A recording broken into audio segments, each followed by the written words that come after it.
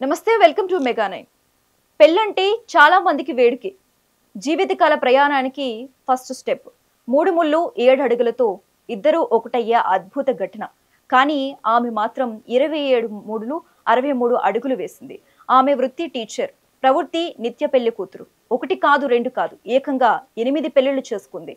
12 ఏళ్ల కూతురు ఉన్నప్పటికీ ఇంకా కొత్త పెళ్లి కూతురు అవుతూనే ఉంది. 9వ పెళ్లి చేసుకుంటుండగా ఆమెను పోలీసులు అదుపులోనికి తీసుకున్నారు. దీంతో ఆ నిత్య పెళ్లి కూతురు బండారం ఆలస్యంగా బయటపడింది.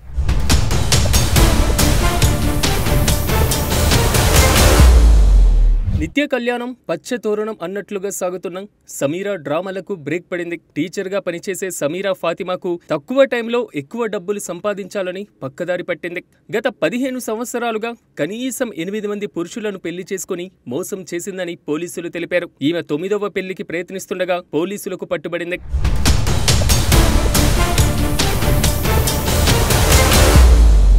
మహారాష్ట్రలోని నాగపూర్కు చెందిన సమీరా ఫాతిమా నిత్య పెళ్లి కూతురిగా రికార్డు సృష్టిస్తోంది. పెళ్లిళ్లు చేసుకోవడం, బ్లాక్ మెయిల్ చేసి లక్షల్లో వసూలు చేయడం, భర్తలను చెట్లపాలు చేయడం ఆమెకు వెన్నతో పెట్టిన విద్య. ఒకరి తర్వాత ఒకరు ఇలా 8 మందిని వివాహం చేసుకుని వారి నుండి లక్షల రూపాయలు వసూలు చేసిన ఈమె ఇప్పుడు సోషల్ మీడియాలో వైరల్గా మారుతుంది.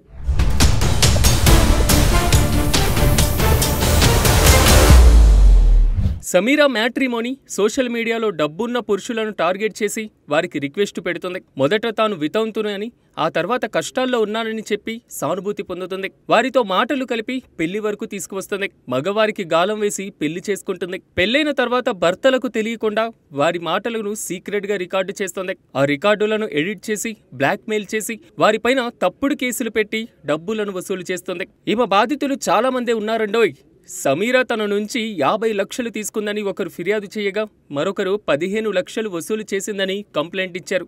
అంతేకాదు సమీరా రిజర్వ్ బ్యాంక్ అధికారులను కూడా మోసం చేసిందనే ఆరోపణలు సైతం వెల్లువెత్తుతున్నాయి. ఈమె ఈ మోసాలను ఒక ముఠాలో భాగంగా చేసిందని పోలీసులు అనుమానిస్తున్నారు.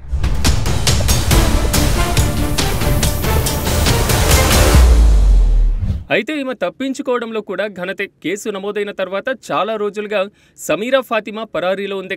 ఒక సందర్భంలో అరెస్ట్ అయినప్పటికీ ప్రెగ్నెంట్ అని చెప్పి తప్పించుకుంది. అయితే ఆమె చివరి భర్త ఇచ్చినటువంటి సమాచారం ప్రూఫ్తో నాగపూర్లోని ఒక టీ షాపులో ఆమె 9వ పెళ్లి కోసం ప్రయత్నిస్తుండగా పోలీసులు అరెస్టు చేశారు.